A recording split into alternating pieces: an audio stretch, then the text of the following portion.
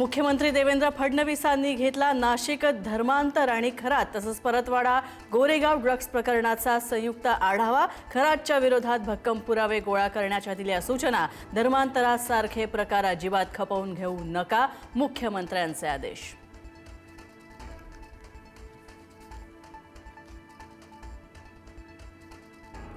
भोंदू अशोक खरातला 14 दिवसांची न्यायालयीन कोठडी। चौथ्या गुन्ह्यामध्ये खरातला 14 दिवसांची न्यायालयीन कोठडी सुनावली। 5व्या गुन्ह्यामध्ये न्यायालयात अर्ज दाखल।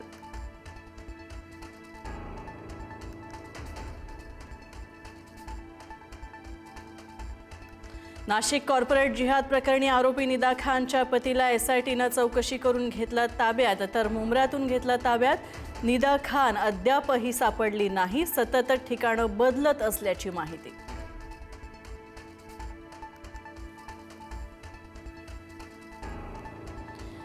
नाशिकमध्ये टीसीएस प्रकरणातील आरोपींचे मोबाईल लॅपटॉप जप्त करून क्लोनिंग व्हॉट्सअप ग्रुपमधून धर्मांतर कट केल्याचं उघड। डिजिटल पुरावेच आता संपूर्ण प्रकरणाचं सत्य उलगडणार।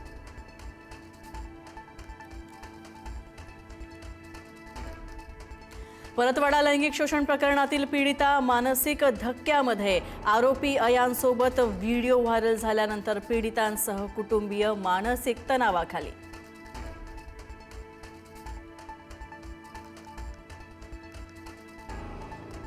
ॲक्सिस बँकेतही नाशिकच्या टीसीएस सारख्याच घटना घडल्या होत्या। अमृता फडणवीस यांचा मोठ्या गौप्यस्फोट, तर ॲक्सिस बँकेतील घटना लक्षात येताच कारवाई केल्याचंही वक्तव्य।